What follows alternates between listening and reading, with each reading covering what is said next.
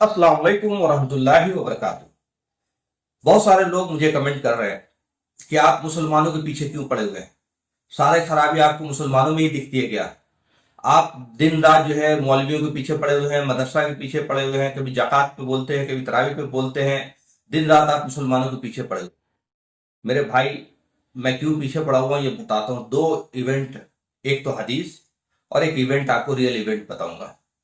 एक हदीस है बुखारी शरीफ में, जिसमें अल्लाह ताला जिब्राइल अलैहिस्सलाम को कहते हैं कि आप फला बस्ती में अजाब लेकर आइए। जिब्राइल अलैहिस्सलाम लौट कर आते हैं, अल्लाह आपका बहुत ही इबादत गुजार बंदा वहां बैठा हुआ है। अल्लाह ताला कहते हैं फिर भी आप अजाब लाइए। तो जिब्राइल अलैहिस्सलाम समझना चाहते हैं कि आखिर इसका क्या कसूर है जिसने पलक झपकते भर अल्लाह की इबादत से खुदा ही नहीं की।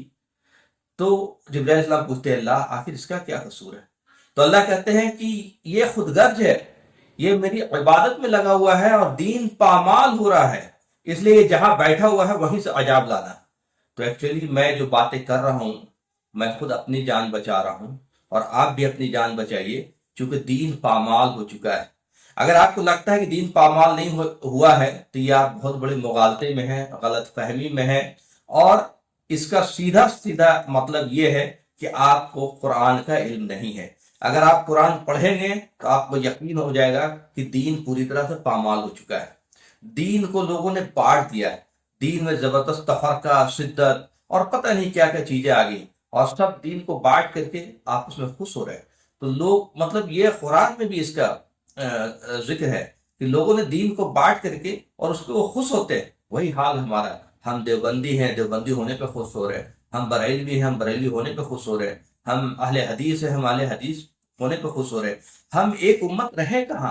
अल्लाह ताला एक उम्मत का तस्वूर देता है, कुंतुम खैरा उम्मतिन उखरिजत लिन्नास तअमुरूना बिल मारूफ व तनहौना अनिल मुनकर। तुम बेहतरीन उम्मत हो, तुम्हें हमने निकाला ही है खैर के लिए, भलाई के लिए, सारी इंसानियत के लिए। उखरिजत लिन्नास, सारी इंसानियत के लिए हमने निकाला है।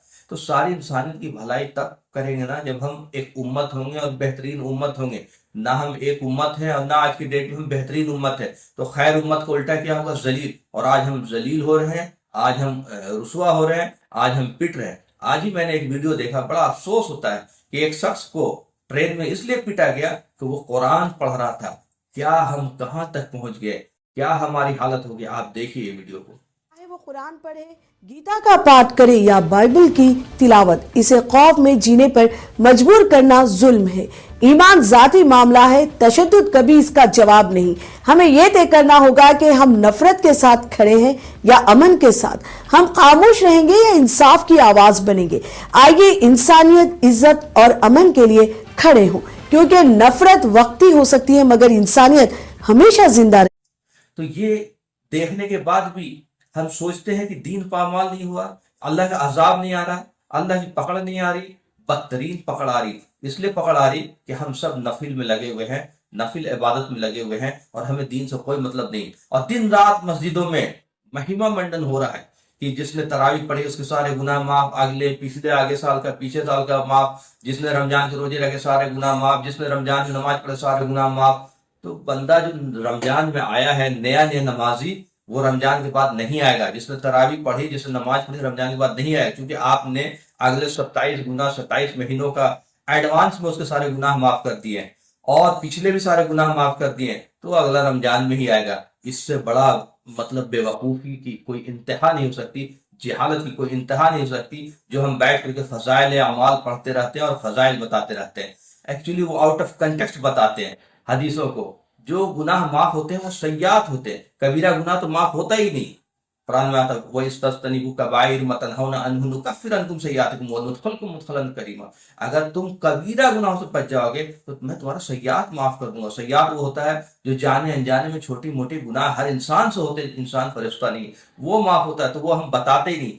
जो नए नमाजी है उसका रोकने का कोई फिक्र ही नहीं, सबका फिक्र चंदे का, तरावी का, तरावी के पैसे का, पूरा फोकस उसका दौर हो रहा है। उसके लोग बैठ रहे हैं और दौर करने वाले भी बड़े खुश हो रहे हैं कि पता नहीं कितना बड़ा तीर मार रहे हैं, वो बैठ के दौर करवा रहे हैं। फिर तरावी का निजाम चल रहा है। जो नए नमाजी आए हैं उनको रोकने का, वो कैसे रोका जाए, उनको कौन सी बातें बताई जाए, क्या समझाया जाए, कौन से गलतफहमी पैदा हो गई है कि रमजान में आएंगे, रमजान के बाद नहीं आएंगे, अभी भी वक्त है कि उन लोग को बताया जाए। दूसरा मैं एक इवेंट जो है आपके साथ शेयर करना चाहता हूँ। जो लोग कहते हैं ना कि मुसलमानों के पीछे क्यों पड़े, मैं बेसिकली नॉन मुस्लिम में इस्लाम को प्रेजेंट करने वाला बेसिकली हूँ। और अल्हम्दुलिल्लाह अल्लाह ने, बड़ी बात नहीं करता हूँ कि वो हिकमत दी है जिससे मैं अपनी बातों को कन्विंस कर पाता हूँ, लेकिन जब अपनी हालात देखता हूँ तो बड़ा रोना आता है और लगता है कि इसका फायदा, बेशक सवाब मिलेगा लेकिन फिलहाल फायदा नहीं होता दिखे, बल्कि वो हमसे मतलब वो सुनता है जब इस्लाम की बातें तो कहता है कि भाई बातें तो बहुत अच्छी है, पहली बार सुन रहा हूँ, लेकिन ये प्रैक्टिकली तो दिखता नहीं है, इसका तो कोई तस्वुर आपकी सोसाइटी में दिखता नहीं है। फिर हमारा सर नीचे झुक जाता है। कभी वो हलाला पे बात करते हैं, कभी वो तलाक पे बात करते हैं, कभी आपके और भी बहुत सारी जो इशू है उस पर बात करते हैं, तो हमें जवाब देने में नहीं बनता। तो ये तो एक अलग बात है, लेकिन मैं आपको एक प्रैक्टिकल जो इवेंट बता रहा हूँ जो सबको जानना चाहिए। दो शख्स इस्लाम कबूल करता है, ये रांची की बात है, कटरू की बात है, आप चाहे तो आप पता कर लेंगे। तो दो बंदा इस्लाम कबूल, यंग यंग नौजवान लड़का, सोचिए इस्लाम कबूल कोई कर रहा है तो कितनी जद्दोजहद किया होगा, कितने समझने की कोशिश किया होगा, अल्लाह ने उसको हिदायत दी, कितनी मतलब मुश्किलात का सामना किया होगा, अपने घर वालों के अगेंस्ट जाकर के, अपने मोहल्ले वालों के अगेंस्ट जाकर के। दो लड़के इस्लाम कबूल करते हैं और वो तबलीगी जमात के कांटेक्ट में आते हैं। तो तबलीगी जमात कांटेक्ट में आने के बाद उनको जमात में ले जाया जाता है और 2 साल वो जमात में लगे रहते हैं। तो जमात वालों ने उनको जो भी सिखाया, जमात में क्या सिखाते हैं वो तो पता ही है, बुनियादी चीजों के लिए तो ठीक है, लेकिन उनका ब्रॉड विजन चूंकि कुरान से नहीं हो पाता है, तो बहुत सारी चीजों का क्लैरिटी ना होने की वजह से ये डर होता है कि कोई आदमी या कोई शैतान उसको गुमराह कर सकता है। और वही चीज उसके साथ हुआ। 2 साल उसने लगाया और बड़े दिल से तबलीगी जमात लगा हुआ था वो, और अपना दिन रात जैसे वो लगना होता लगा हुआ था। आप भी सुनिए और आप कमेंट करिएगा कि गलती किसकी है। उसके बाद उन दो बंदों की मुलाकात जो है अहले हदीस साहब से हो जाते हैं, अहले हदीस ग्रुप वाले से हो जाती है। अहले हदीस वाले उनको बताना शुरू करते हैं कि भाई देखो नमाज ऐसे होती है, ये ऐसे होती है, ये ऐसे होती है, इनका तो नमाज ही नहीं होता। तो जब इनका नमाज ही नहीं होता है, तो नमाज ही नहीं हुआ तो फिर ये मुसलमान कहेगा कहाँ से ये जन्नत में चले जाएंगे? जिसका नमाज ही ना होता वो कहाँ से जन्नत में चला जाएगा?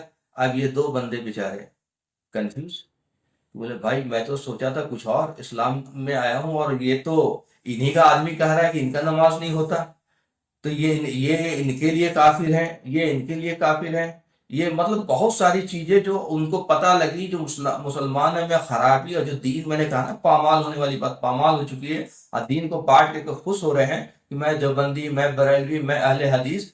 और उसके वजह से जब उसको दो नौजवानों को जब पता चला कि भाई अहले हदीस तो इनका मानते ही नहीं इनकी नमाज को, तो जब नमाज ही नहीं हुई, कोई इबादत नहीं हुई, तो जन्नत में कहाँ जाए, तो फिर मैं कहाँ स्टैंड करता हूँ। ये दोनों ऐसा कंफ्यूज हो गए, ऐसा बजन हो गए कि दोनों ने इस्लाम छोड़ दिया, दोनों फिर से मुर्तद हो गए, दोनों फिर से लौट गए। इसका आप कमेंट करके बताना जिम्मेदार कौन है, हुई रिस्पॉन्सिबल। जब तक हम अपनी बुनियाद पे अटैक नहीं करेंगे, जब तक हम अपनी बेसिक चीजों पे अटैक नहीं करेंगे, हम सुधार नहीं सकते। हमारी हालत इतनी खराब हो चुकी है कि बजाहिर देखने में बहुत अच्छा लगता है, लेकिन वो देखने से नहीं चलता।